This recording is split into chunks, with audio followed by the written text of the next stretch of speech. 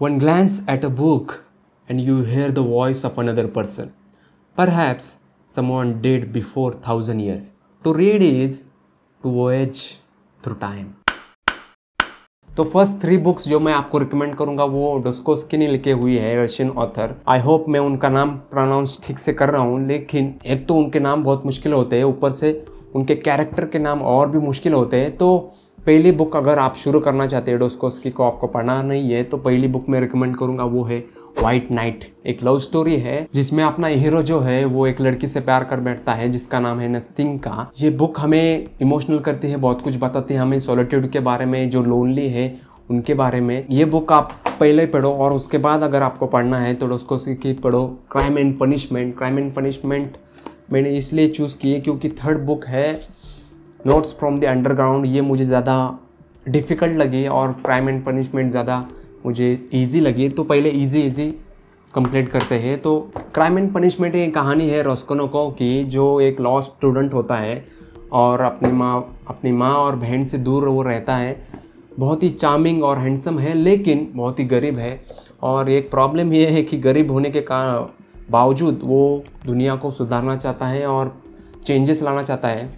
एक तो ये एक अच्छी बात नहीं होती, पहले आप सुधर जाओ उसके बाद दुनिया को सुधारने की कोशिश करना। लेकिन रास्कोल्निकोव दुनिया को सुधारने की कोशिश करता है और उस चक्कर में 2 मर्डर्स करता है। ये कोई स्पॉइलर नहीं है, ये आपको यहीं पर मिल जाएगा, कवर पर ही आपको, तो मैंने कोई स्पॉइलर नहीं दिया। उसके बाद जो है वो असली स्टोरी है। तो ये सेकंड बुक हो गई और थर्ड बुक है नोट्स फ्रॉम द अंडरग्राउंड। थोड़ी डिप्रेसिंग बुक है, आपको डिप्रेस करेंगे, रियलिज्म में आपको लेकर जाएंगे, उसके बारे में बताएंगे। ऑनेस्टली कहा जाए तो ये बुक मुझे पूरी तरीके से समझ में नहीं आई क्योंकि मुझे डिफ़िकल्ट लगी। और इसमें से एक कोट है जो मुझे बहुत पसंद है, वो ये है कि an intelligent man can not become anything seriously and it is only the fool who becomes anything. Fourth book है वो है the compound effect, Daniel Hardy ने लिखी हुई। और ये बुक मैं इसलिए रिकमेंड कर रहा हूँ क्योंकि न्यू ईयर है और न्यू ईयर में हम डिसाइड करते हैं कि कुछ ना कुछ तो हमें कर दिखाना है। तो डेली आप अगर कोई भी छोटी चीज़ करोगे तो उसका कंपाउंडिंग पावर क्या होगा, ये बुक हमें बहुत अच्छी तरीके से समझाती है।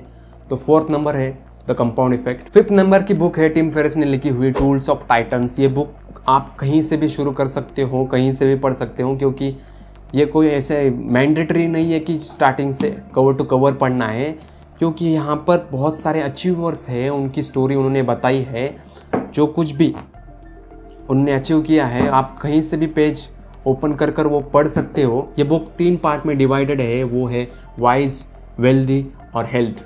तीनों में से किसी भी चीज़ को अगर आप समझना चाहते हैं तो कभी भी कोई भी पेज आप ओपन कर पढ़ सकते हो। बहुत ही बेहतरीन बुक मुझे लगी। 6 नंबर की बुक है जो मैं आपको बहुत बार रिकमेंड कर चुका हूँ, वो है एटॉमिक हैबिट्स, जो मैंने किंडल पर पढ़ी थी। इस बुक में हम बहुत अच्छे तरीके से समझते हैं कि कोई गंदी आदत अगर हमें छोड़नी हो तो कैसे छोड़नी चाहिए, और कोई अच्छी आदत अगर हमें लगानी है तो कैसे उसे लगाना चाहिए। फॉर एग्जाम्पल अगर हमें रीडिंग की हैबिट लगानी है तो मेक इट ऑब्वियस, हमें वो दिखनी चाहिए।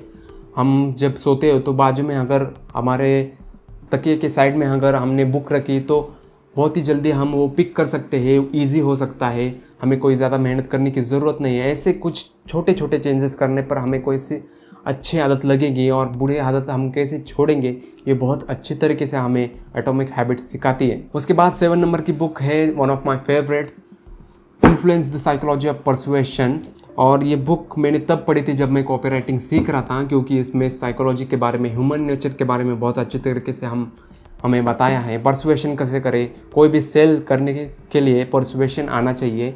तो copy writing is about selling, तो परसुएशन कैसे किया जाता है, सामने वालों को कैसे मनाया जाता है, क्या वो 6 प्रिंसिपल है जो हम अप्लाई कर सकते हैं और सामने वाले को यस कहने पर मजबूर कर सकते हैं। ये सारी चीज़ें बहुत ही बेहतरीन तरीके से एग्जाम्पल के साथ और बहुत ही अच्छी डीप स्टडी के साथ हमें बताई गई है। तो ये टॉप 10 जो मेरी फेवरेट्स बुक्स हैं उसमें आती है, तो मैं ये तो आपको हाईली रिकमेंड करूंगा, इन्फ्लुएंस जरूर पढ़ें। उसके बाद 8 नंबर की बुक है जो अनदर मेरी फेवरेट्स है, टॉप 10 में आती है, वो है द अल्मेनैक ऑफ नवल रविकांत। मैं नवल रविकांत का बहुत बड़ा फ़ैन हूँ, और मैं क्यों हूँ ये सारी बातें मैंने उनकी जो बुक है द अल्मेनैक ऑफ नवल रविकांत, जिसकी मैंने समरी अपलोड की है, यहाँ पर क्लिक कर वो समरी आप देख सकते हो। और इस बुक के बारे में ज़्यादा बात नहीं करूँगा, आप वो वीडियो देखो, वहाँ पर मैंने पूरे डिटेल में इसके बारे में बात की है। उसके बाद 9 नंबर की बुक आती है स्टोरी वर्थी बाय मैथ्यू डिक्स, जिन्हें स्टोरी टेलिंग में बेहतर बनना है। फॉर एग्जाम्पल मुझे स्टोरी टेलिंग और बेहतर करनी है, क्योंकि स्टोरी टेलिंग की वजह से हमारी कम्युनिकेशन अच्छी होती है, हम बांध कर रखते हैं सामने वाले को। सेलिंग भी करनी हो तो उसमें स्टोरी टेलिंग होती है, तो कैसी स्टोरी डेवलप करें। कुछ लोग कह सकते हैं कि डेली हम कुछ ऐसा बेहतरीन नहीं करते कि डेली हमें कोई स्टोरी मिले, तो स्टोरी कैसे हमें फाइंड करनी चाहिए, कैसे स्टोरी हमारी ज़िंदगी में बहुत सारे होते हैं, लेकिन कैसे उन्हें कैप्चर करना चाहिए, इसके एक्सरसाइज भी मैथ्यू डिक्स हमें करवाते हैं और हमें सिखाते हैं कि कैसे हमारे ज़िंदगी में डेली बेसिस पर हम स्टोरी कलेक्ट कर सकते हैं। बहुत ही बेहतरीन एक्स्ट्रा ऑर्डिनरी वो स्टोरी होनी चाहिए, ऐसा नहीं होता। स्मॉल स्टोरीज़ होते हैं जो हम कैप्चर कर सकते हैं और उससे बताना कैसे है, बेहतरीन तरीके से वो लोगों के सामने प्रेजेंट कैसे करना है, वही स्किल होती है स्टोरी टेलिंग।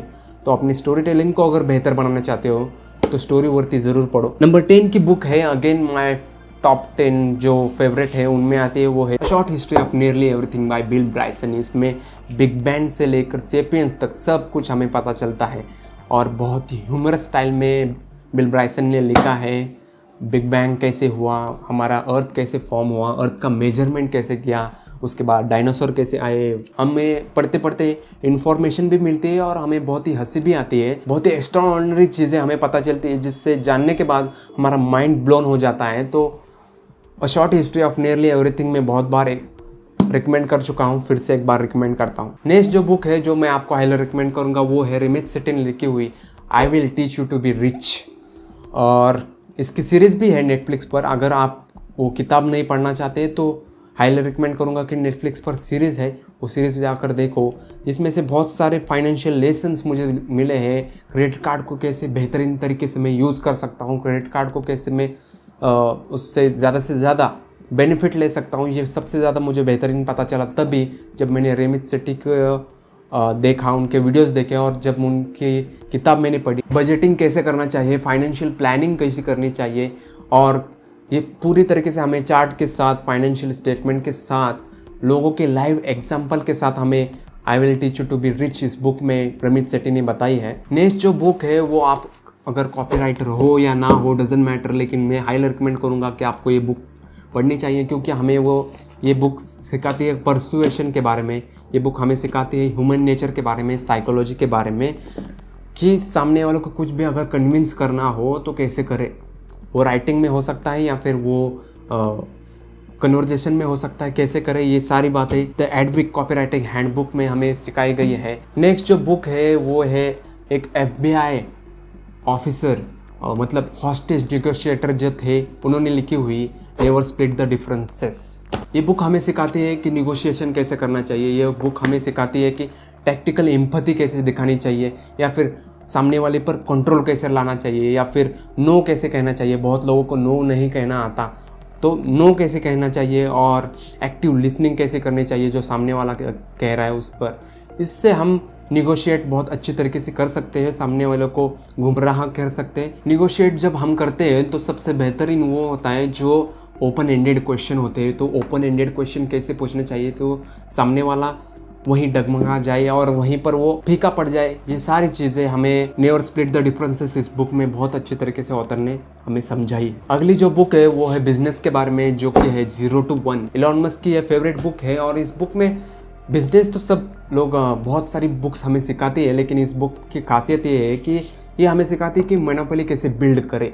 क्योंकि बहुत सारे बिजनेस स्टार्टअप वगैरह स्टार्ट होते हैं, लेकिन वो ज़्यादा देर तक टिकते नहीं है, या फिर बहुत ही जल्द उनका पोटेंशियल है जो ख़त्म हो जाता है। लेकिन ऑथर हमें समझाता है कि मोनोपोली कैसे बिल्ड करनी चाहिए, हमारे अलावा किसी और की तरफ जाने का ऑप्शन नहीं होना चाहिए, ऐसा ऑप्शन, वो ऑप्शन को ही कैसे किल करना चाहिए, ये बुक हमें बहुत अच्छे तरीके से समझाती है। नंबर 15 की बुक है my favourite meditation by Marcus Aurelius. Philosophy ज़्यादा पढ़ रहा हूँ तो मार्कस एलेरेस का नाम ना है ऐसा हो ही नहीं सकता। स्टोइसिज्म बहुत अच्छे तरीके से इन्होंने हमें समझाया है, लेकिन मेडिटेशन के बारे में या फिर मार्कस एलेरेस के बारे में हमें बहुत ज़्यादा तब समझ में आया जब रायन हैलिडे ने उनके बारे में किताब लिखी और ब्लॉग लिखा और बहुत सारे वीडियोस उनके बारे में बताए, तब हमें स्टोइसिज्म ज़्यादातर समझ में आने लगा। जिस किसी ने आज तक मेडिटेशन ये बुक नहीं पढ़ी, उनको मैं बताना चाहूँगा कि ये बुक ज़रा हार्ड है, समझ में नहीं आती फिलोसफी।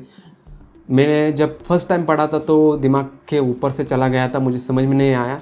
लेकिन धीरे धीरे जब हम ज़्यादा पढ़ते हैं, बार बार पढ़ते हैं, तो चीज़ें हमें समझ में आती है कि एक्चुअल में मार्कस एरेलियस क्या कहना चाहते थे। इसमें से बहुत सारे कोट है जो मैंने हाईलाइट कर रखे हैं और लिख कर भी रखे हैं, जो मैं कभी कभी पढ़ता हूँ तो उससे इंस्पिरेशन मिलता है, उससे मेरा ईगो कम होता है, उससे मेरा जो गुस्सा है वो कम हो जाता है, क्योंकि हमें समझ में आता है कि हम इतने भी तोप नहीं है। तो ये बुक हमें बहुत बेहतरीन लेसन्स देती है। नंबर 16 की बुक है जो मॉर्गन हाउसल ने लिखी हुई, अगेन एक फाइनेंशियल नॉलेज हमें देती हुई एक फाइनेंस के ऊपर बुक है, वो है द साइकोलॉजी ऑफ मनी, जिसके बारे में मैंने मेरा जो ओल्ड चैनल था उस पर समरी बनाई थी, एक एनिमेटेड समरी थी। ये बुक की खासियत ये है कि ये बुक हमें ये नहीं सिखाती कि पैसे कैसे कमाना चाहिए, ये बुक हमें सिखाती है कि पैसों को कैसे हैंडल करना चाहिए, उसकी अहमियत क्या है, साइकोलॉजिकली हम कैसे हमारे में चेंजेस आते हैं जब हमारे पास पैसे आता है, वो चेंजेस ना आए या फिर वो स्टेटस का गेम हम ना खेलें। इसकी वजह से ये बुक हमें ज़रूर पढ़नी चाहिए। पैसा कमाना तो मुश्किल है, लेकिन उससे ज़्यादा मुश्किल चीज़ होती है उसे सस्टेन करना, उसे रखना अपने पास, तो वो सबसे ज़्यादा मुश्किल होता है। और मॉर्गन हाउसल हमें सिखाते हैं कि कैसे पैसों को मैनेज करना चाहिए। नेक्स्ट जो बुक है 17 नंबर की, वो ये है द स्ट्रेंजर बाय अल्बर्ट कामोस। कामस कहते हैं या फिर कामो कहते हैं, मुझे पता नहीं। इसमें जो अपना हीरो है वो इमोशनली बहुत ही इनएक्टिव है या फिर ज़्यादा इमोशनल नहीं है, चीज़ों को ज़्यादा सीरियसली नहीं लेता या फिर रिश्तों को भी ज़्यादा सीरियसली नहीं लेता। ये समझ में आता है हमें पहले सेंटेंस में ही, क्योंकि पहला सेंटेंस आता है मामा डाइड टुडे और yesterday maybe I don't remember. ये जब फर्स्ट सेंटेंस आता है तभी हमें समझ में आता है कि अपना हीरो जो है ज़्यादा इमोशनल नहीं है। तो ऐसा जो ज़्यादा इमोशनल नहीं है वो अपने माँ के फ्यूनरल पर जाता है और वहाँ क्या होता है उसके साथ, यही इसकी स्टोरी है जो बहुत ही इंटरेस्टिंग और हमें थोड़ा सा नाराज़ करने जैसी है। तो मैं हाईली रिकमेंड करूँगा।